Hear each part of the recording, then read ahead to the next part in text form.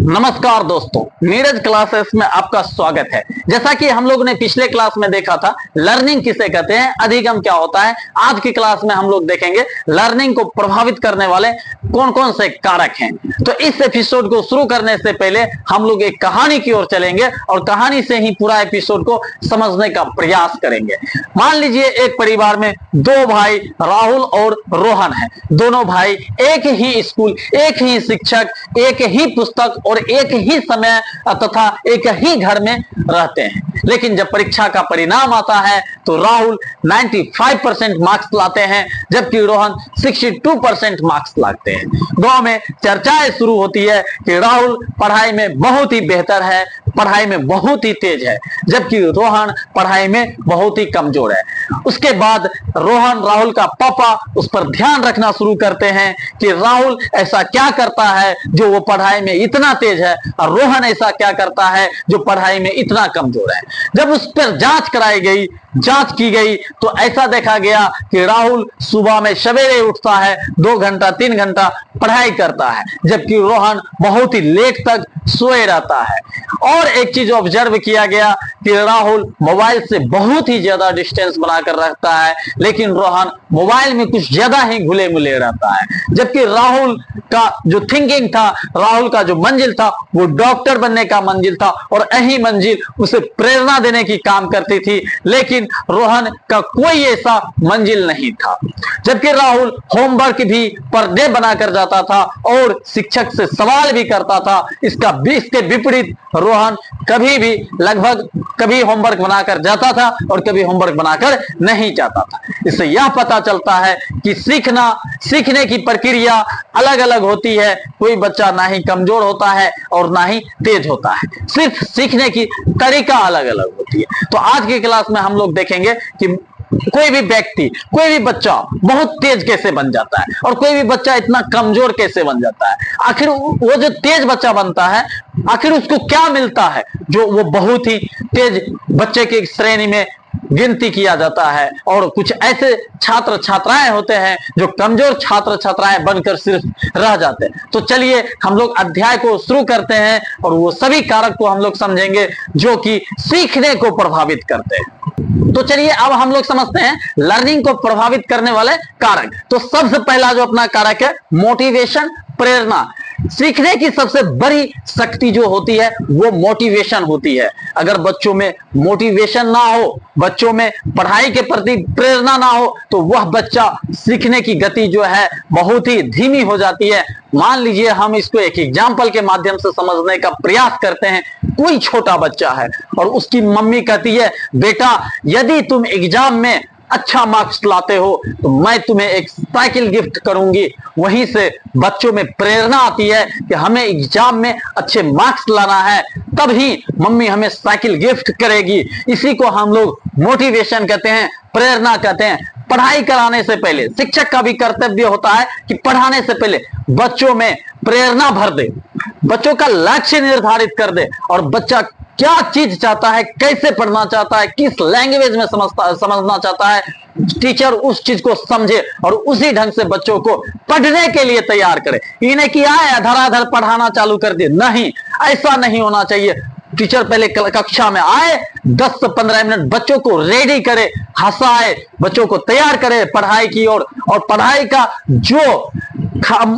का जो खासियत होती है, पढ़ाई करने से हमारे जीवन में क्या क्या परिवर्तन आ सकती है, उसके संदर्भ में बच्चों से वार्तालाप करे और बच्चों को सही दिशा निर्देश दिखाए, जहां से बच्चे मोटिवेट हो सके, बच्चों के अंदर प्रेरणा जाग सके और बच्चा स्वयं वो मेहनत करना प्रारंभ कर दे। तो अगला हम लोग समझते हैं स्वास्थ्य, हेल्थ। देखिए सीखने के लिए एक अच्छा हेल्थ का होना बहुत ही जरूरी है। मान लीजिए आपके सर में दर्द है तो उस समय आपको मोबाइल चलाने में भी तकलीफ होता है, आपका मन मोबाइल की ओर भी नहीं जाता है। तो मान लीजिए जब मोबाइल की ओर नहीं जा रहा है तो हम पढ़ाई कहां से कर पाएंगे। तो यही होता है, अगर हम जबरदस्ती पढ़ने के लिए बैठ भी जाते हैं तो बैठल है दूसरा पर, ध्यान है दूसरा पर चला जाता है। इसीलिए एक अच्छे पढ़ाई के लिए, एक अच्छे लर्निंग के लिए एक अच्छा स्वास्थ्य होना बहुत ही जरूरी होता है। फिर अगला हम लोग देखते हैं कारक इन्वायरमेंट यानी वातावरण। देखिए, सीखने के लिए एक स्वच्छ वातावरण का होना बहुत ही आवश्यक है। मान लीजिए एक बच्चा पूरा शांत वातावरण में अपना पढ़ाई करता है और एक बच्चा है जिस रूम में टीवी है, जिस रूम में शोरगुल हो रहा है, जिस रूम में एक से अधिक बच्चे हैं, क्या वहां पर पढ़ना पॉसिबल है? तो वहां पर पढ़ाई नहीं हो पाएगी। लेकिन जो बच्चा एकांत रूम में अकेले पढ़ रहा है, वो उसका जो वातावरण है वो शांति वातावरण है, और शांति वातावरण में ही सरस्वती का वास होता है और वहीं से वो बच्चा सही से कुछ भी सीख पाता है। लेकिन शोरगुल वाला अवस्था में जो बच्चा है वो नहीं सीख पाएगा, क्योंकि शोरगुल उस पढ़ाई को, उस सीखने की इच्छा को, उस सीखने की तरीका को प्रभावित करेगा। तो चलिए आगे हम लोग देखते हैं इंटेलिजेंस, बुद्धि। हर बच्चों की सीखने की गति जो होती है वो अलग अलग होती है। कुछ बच्चे ऐसे होते हैं जो कोई भी चीज को तुरंत सीख जाते हैं, लेकिन कुछ बच्चे ऐसे होते हैं उस चीज को सीखने में कुछ समय लगाते हैं। इसीलिए कभी भी शिक्षक को पढ़ाई का जो तरीका होना चाहिए वो सभी बच्चों के लिए समान होना चाहिए। उस बेसिस पर पढ़ाई की सिलेबस को उठाना चाहिए और खत्म करना चाहिए, जिस बेसिस पर क्लास में बैठे जितने भी छात्र एवं छात्राएं हैं सबको समझ में आ जाना चाहिए। क्योंकि एक क्लास में अनेकों बच्चे होते हैं, उसमें कुछ बच्चे दिमाग के बहुत ही तेज होते हैं, कुछ बच्चे का बुद्धि वो मंद बुद्धि होते हैं। तो उस ढंग से शिक्षक को समझना चाहिए कि हमारे क्लास में कौन कौन से तरीके के बच्चे उपस्थित हैं और हम किस तरह पढ़ाएं बच्चों को, जो कि मंद बुद्धि वाला भी अच्छा से समझ पाए और जो तेज है वो तो समझ ही जाएगा। फिर अगला कारक है अपना इंटरेस्ट, रुचि। देखिए, सीखने के क्रम में इंटरेस्ट, रुचि बहुत ही अत्यधिक महत्वपूर्ण भूमिका निभाता है। क्योंकि अगर मान लीजिए जिस व्यक्ति को सीखने के प्रति रुचि नहीं है वो कभी भी कुछ भी नहीं सीख सकता है। मान लीजिए कोई बच्चा को सीखने की रुचि क्रिकेट में है, तो क्रिकेट के हर एक खिलाड़ी का नाम वो याद रखता है और कभी भूल भी नहीं पाता है। वही किताब की जो विषय वस्तु है, जो फॉर्मूलाज हैं, वो याद नहीं रख पाते हैं, वो भूल जाते हैं। तो यहां से स्पष्ट होता है कि सीखने में इंटरेस्ट का होना बहुत ही जरूरी होता है। और बच्चों को अपने इंटरेस्ट के माध्यम से ही अपने भविष्य का चयन करना चाहिए। मान लीजिए आज यदि सचिन तेंदुलकर को कोई कहता कि नहीं तुम क्रिकेट छोड़कर तुम पढ़ाई करो, तो आज सचिन तेंदुलकर क्रिकेट का भगवान नहीं कहे जाते। आज हमारे लोकल में वैभव सूर्यवंशी जो कि समस्तीपुर का लड़का है, अगर उसका पिता कहता कि पढ़ाई लिखाई में कुछ खेल कूद में कुछ नहीं रखा है, जो करना है पढ़ाई लिखाई में रखा है, सबसे महत्वपूर्ण पढ़ाई लिखाई होता है, तो क्या आज वो लड़का अपने देश में, विश्व में अपना नाम रोशन कर पाता? तो इसका उत्तर होता है वो नहीं कर पाता, क्योंकि उसका जो इंटरेस्ट था वो क्रिकेट में था। लेकिन यदि हम उसके इंटरेस्ट के विरुद्ध कोई भी कार्य उसको सौंपेंगे तो वो उसमें ना कुछ एक्सपर्ट नहीं हो पाएगा, ना ही उसमें वो आगे बढ़ पाएगा, और वहीं से उसकी बुद्धि जो होगी वो मंद बुद्धि हो जाएगी। फिर हम लोग अगला कारक के बारे में समझते हैं। चलिए अब हम लोग समझते हैं सीखने को प्रैक्टिस किस तरह प्रभावित करता है, यानी कि अभ्यास किस तरह प्रभावित करता है। मान लीजिए किसी काम को आप एक बार करते हैं तो क्या उस काम में आप एक्सपर्ट हो पाते हैं? नहीं हो पाते हैं। मान लीजिए आप फर्स्ट टाइम रोटी बनाने का प्रयास कर रहे हैं, तो क्या एक बार में रोटी बन पाती है? तो इसका उत्तर आता है नहीं बन पाती है।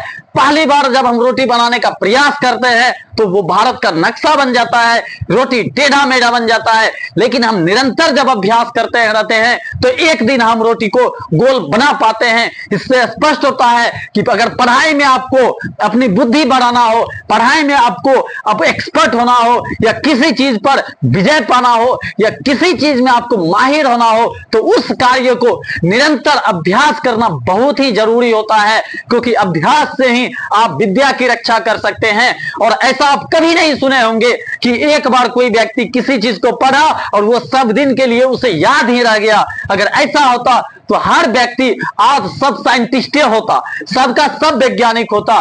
क्योंकि भगवान ने हमारा जो सॉफ्टवेयर बनाया है बस उसी तरीका से बनाया है। क्योंकि कोई भी चीज यदि हम करते हैं, कोई भी चीज अगर याद हम करते हैं, तो उस चीज को भूलने का भी क्षमता भगवान दिए हुए हैं। यदि इस चीज का नहीं होता तो मान लीजिए अगर कोई सदमा गहरा, अगर किसी को गहरा सदमा पहुंचता तो वो आदमी, वो इंसान पगला नहीं जाता, एकदम पागल होकर मर जाता।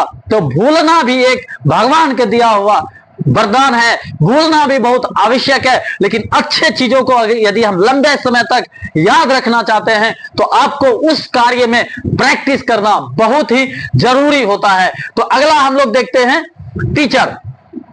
शिक्षक सीखने की गति को किस तरह प्रभावित करता है, इस चीज को हम समझते हैं। आपके लाइफ में बहुत सारे टीचर आए होंगे, अनेकों टीचर से आप लोग पढ़े होंगे, लेकिन उसमें से कुछ ऐसे टीचर होंगे जिनका नाम आपको अभी तक याद होगा, जिनसे अभी तक आप प्रभावित होंगे। तो ऐसे टीचर हमारे जिंदगी को, हमारे पूरे जीवन को बदलने का काम करती है और किसी भी बच्चा का, किसी भी छात्र एवं छात्राएं का पूरा जो भविष्य होता है, पूरा का पूरा जो फ्यूचर होता है, वो एक शिक्षक पर ही निर्भर करता है। एक अच्छे शिक्षक अच्छे मार्ग की ओर ले जाता है, लेकिन एक गलत हैबिट्स वाला शिक्षक बच्चों का जिंदगी पूरा का पूरा तहस नहस कर देता है।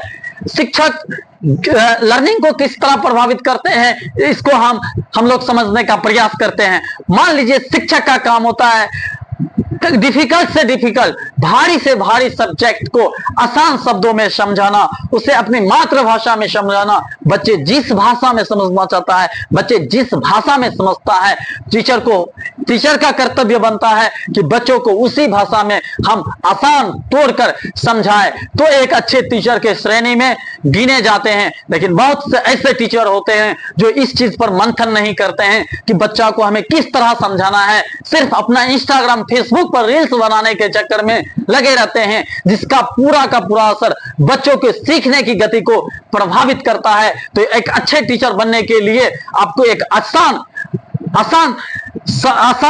शब्दों का चयन करना अति आवश्यक होता है। डिफिकल्ट शब्दों को तोड़ कर उसे आसान शब्दों में समझाना एक शिक्षक का काम होता है। एक शिक्षक का ही कर्तव्य होता है कि बच्चों को ऑब्जर्व करके बच्चों किस भाषा में समझना चाहता है, बच्चों की मानसिकता क्या है, बच्चे क्या चाहते हैं, बच्चे कैसे सीखेंगे, ये सब चीज पर ध्यान देना एक शिक्षक का काम है। एक शिक्षक ही तय करता है कि बच्चे आगे बढ़ पाएंगे या नहीं बढ़ पाएंगे। एक शिक्षक पर ही निर्भर करता है कि कोई बच्चा मंद बुद्धि का कहला जाता है और कोई बच्चा इंटेलिजेंस यानी कि बुद्धिमान कहला जाता है। तो इसका पूरा का पूरा प्रभाव जो है बच्चे पर ही पड़ते हैं। कोई स्टूडेंट यदि मंद बुद्धि का रह गया, कोई स्टूडेंट अगर क्लास में नहीं समझ पाया, तो इसका गलती उस बच्चे की नहीं है, इसका गलती वो शिक्षक का है। क्योंकि शिक्षक समझाने में असमर्थ रह गए, शिक्षक समझाने में पीछे रह गए, वो नहीं समझा पाए, जिस कारण से बच्चों में सीखने की गति नहीं आ पाई।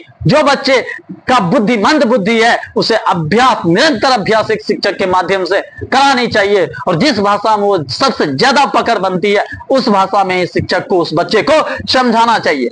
उसके बाद हम लोग आते हैं लास्ट एंड फाइनल, फैमिली। एक बच्चे की सीखने को प्रभावित करने वाले कारक में फैमिली भी एक महत्वपूर्ण कारक होता है। क्योंकि अगर फैमिली में ही लड़ाई झगड़ा क्लेश अगर शुरू होती है, तो बच्चे में प्रेशर बनता है, बच्चे में दबाव बनता है, जिस कारण बच्चे आगे बढ़ने में उन्हें रुकावट पैदा होती है और बच्चे नहीं सीख पाते हैं। जिसका फैमिली एकदम शांत स्वभाव का होता है, वहां पर ही बच्चे सीख पाते हैं, वहां के ही बच्चे बहुत ही इंटेलिजेंस हो पाते हैं। सबसे छोटी उम्र के जो बच्चे होते हैं, उनकी क्लास सबसे प्रथम फैमिली में ही शुरुआत होती है। उनकी प्रथम टीचर उनकी माँ होती है, क्योंकि माँ ही डिसाइड करती है कि बच्चे का आगे का फ्यूचर कैसा होगा। मान लीजिए बच्चे का जो बेस तैयार करने का जो काम करती है, वो उसकी माँ ही करती है। अगर बेस मजबूत है तो आगे का जितना भी वो काम करेगा वो सब का सब मजबूत ही होगा। लेकिन अगर बेस कमजोर है तो आगे कुछ भी कर ले, लेकिन वो पिलर एकदम पूरा का पूरा ध्वस्त हो जाएगा। इसीलिए पिलर का बेस मजबूत होना बहुत ही जरूरी होता है, क्योंकि बेस पर ही पूरा जिंदगी का भार टिका हुआ रहता है। तो जैसा कि हम लोग पूरा का पूरा आज हम सीखे कि सीखने को ऐसे कौन कौन से कारक हैं जो प्रभावित करते हैं, तो यही वो सब कारक है जो सीखने को प्रभावित करते हैं। लेकिन हम अगर चाह ले तो इसको पूरा का पूरा क्लियर करके, पूरा का पूरा एकदम प्रैक्टिस करके किसी भी चीज को उसमें कामयाबी हासिल कर सकते हैं। तो चलिए इसको हम शॉर्टकट में याद रखने का ट्रिक क्या होता है वो आप लोगों को समझा देते हैं। तो देखिए, याद रखने का ट्रिक ये है कि आप इस लाइन को सबसे पहले याद करें। इस लाइन को याद करें, क्या है? MHE, तीन को याद कर सकते हैं, IIP और TF। MHE, IIP, TF। M से होता है मोटिवेशन, एच से होता है हेल्थ, ई से होता है इन्वायरमेंट, आई से होता है इंटेलिजेंस, फिर आई से होता है इंटरेस्ट, पी से होता है प्रैक्टिस, टी से होता है टीचर और एफ से होता है फैमिली। तो आज की क्लास में हम लोगों ने सीखा कि सीखने की जो गति होती है उस गति को कौन कौन से कारक प्रभावित करते हैं। तो फिर मिलेंगे आपसे नेक्स्ट क्लास में नेक्स्ट वीडियो के साथ और नेक्स्ट कहानी के साथ। तब तक के लिए जय हिंद।